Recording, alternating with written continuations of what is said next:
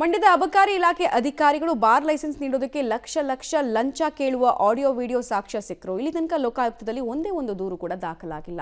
ಇದು ಅನೇಕ ಅನುಮಾನಗಳಿಗೆ ಕಾರಣ ಆಗ್ತಾ ಇದೆ. ಅನುಮಾನಗಳು ಯಾಕೆ ಬರ್ತಾ ಇದೆ, ಏನ್ ಕತೆ ಅನ್ನೋದ್ರ ಡೀಟೇಲ್ಸ್ ಇದೆ, ನೋಡ್ಕೊಂಡು ಬರೋಣ ಬನ್ನಿ. ಮಂಡ್ಯ ಅಬಕಾರಿ ಅಧಿಕಾರಿಗಳ ಭ್ರಷ್ಟಾಚಾರ, ಸಾಕ್ಷ್ಯ ಸಿಕ್ಕರೂ ಕ್ರಮ ಕೈಗೊಳ್ಳದ ಲೋಕ ನಡೆಗೆ ಅನುಮಾನಗೊಂಡ ದೂರುದಾರ. ಮಂಡ್ಯ ಜಿಲ್ಲೆಯ ಮದ್ದೂರು ತಾಲೂಕಿನ ಚಂದೋಪುರದಲ್ಲಿ ಬಾರ್ ತೆರೆಯಲು ಪುನೀತ್ ಎಂಬುವರು ಬಾರ್ ಲೈಸೆನ್ಸ್ಗೆ ಅಪ್ಲಿಕೇಶನ್ ಹಾಕಿದ್ರು. 4 ಬಾರಿ ಅಪ್ಲಿಕೇಶನ್ ಸಲ್ಲಿಸಿದರು. ಅಬಕಾರಿ ಇಲಾಖೆ ಅಧಿಕಾರಿಗಳು ರಿಜೆಕ್ಟ್ ಮಾಡಿದ್ರು. ಈ ಬಗ್ಗೆ ಪುನೀತ್ ವಿಚಾರಣೆ ಮಾಡಿದಾಗ ಅಧಿಕಾರಿಗಳಿಗೆ ಲಂಚ ನೀಡದ ಕಾರಣ ಅಪ್ಲಿಕೇಶನ್ ರಿಜೆಕ್ಟ್ ಮಾಡ್ತಾ ಇದ್ದಾರೆ ಎಂದು ತಿಳಿದು ಬಂದಿದೆ.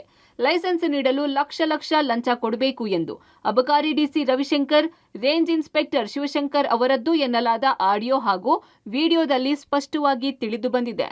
ಈ ಬಗ್ಗೆ ಪಬ್ಲಿಕ್ ಟಿವಿಯಲ್ಲಿ ವರದಿ ಪ್ರಸಾರವಾದ ಬಳಿಕ ಅಬಕಾರಿ ಡಿಸಿ ರವಿಶಂಕರ್ ಹಾಗೂ ರೇಂಜ್ ಇನ್ಸ್ಪೆಕ್ಟರ್ ಶಿವಶಂಕರ್ರನ್ನ ಅಮಾನತು ಮಾಡಲಾಯಿತು. ಇದೇ ವೇಳೆ ಪುನೀತ್ ಈ ಸಂಬಂಧ ಲೋಕಾಯುಕ್ತಕ್ಕೆ ಸಾಕ್ಷಿಗಳ ಸಮೇತ ದೂರನ್ನು ನೀಡಿದ್ರು. ಬಳಿಕ ದೂರುದಾರ ಪುನೀತ್ರನ್ನು ಲೋಕಾಯುಕ್ತ ಅಧಿಕಾರಿಗಳು ವಿಚಾರಣೆ ಸಹ ನಡೆಸಿದ್ರು. ಭ್ರಷ್ಟ ಅಧಿಕಾರಿಗಳ ವಿರುದ್ಧ ದಾಖಲಾಗದ ಎಫ್ಐಆರ್, ದೂರುದಾರ ಪುನೀತ್ಗೆ ಬೆದರಿಕೆ ಕರೆ. ದೂರುದಾರನ ವಿಚಾರಣೆ ಬಳಿಕ ಲೋಕಾಯುಕ್ತ ಅಧಿಕಾರಿಗಳು ಸಾಕ್ಷಿ ಪರಿಶೀಲನೆ ಮಾಡಿ ಈ ಲಂಚಾವತಾರ ಪ್ರಕರಣ ಸಂಬಂಧ ಎಫ್ಐಆರ್ ದಾಖಲು ಮಾಡಬೇಕಿತ್ತು. ಆದ್ರೆ ಇದುವರೆಗೆ ಲೋಕಾಯುಕ್ತ ಅಧಿಕಾರಿಗಳು ಎಫ್ಐಆರ್ ದಾಖಲು ಮಾಡಿಲ್ಲ ಎಂದು ದೂರುದಾರ ಪುನೀತ್ ಆರೋಪ ಮಾಡಿದ್ದಾರೆ. ಅಲ್ಲದೆ ಅಮಾನತುಗೊಂಡ ಅಧಿಕಾರಿಗಳು ಪ್ರಭಾವವನ್ನ ಬಳಸಿ ಎಫ್ಐಆರ್ ಹಾಕೋದನ್ನ ತಪ್ಪಿಸಿಕೊಳ್ಳುತ್ತಿದ್ದಾರೆ ಹಾಗೂ ಅಮಾನತ್ತು ಪ್ರಶ್ನಿಸಿ ಕೆಎಟಿಗೆ ಈ ಅಧಿಕಾರಿಗಳು ಹೋಗಿದ್ದಾರೆ. ಒಂದು ವೇಳೆ ಮತ್ತೆ ಮಂಡ್ಯಗೆ ಇವರು ಬಂದರೆ ಸಾಕ್ಷಿ ನಾಶ ಮಾಡುತ್ತಾರೆ. ಅಲ್ಲದೆ ನನಗೆ ರಾತ್ರಿ ವೇಳೆ ವಾಟ್ಸ್ಆಪ್ ಕರೆ ಮೂಲಕ ಬೆದರಿಕೆ ಕರೆಗಳು ಸಹ ಬರ್ತಾ ಇವೆ ಎಂದು ಪುನೀತ್ ಗಂಭೀರ ಆರೋಪ ಮಾಡಿದ್ದಾರೆ. ಇಷ್ಟು ದಿನ ಆದ್ರೂ ಸಾಕ್ಷಿ ಸಮೇತ ಕೊಟ್ಟಿದ್ರು ಇನ್ನೂ ಎಫ್ಐಆರ್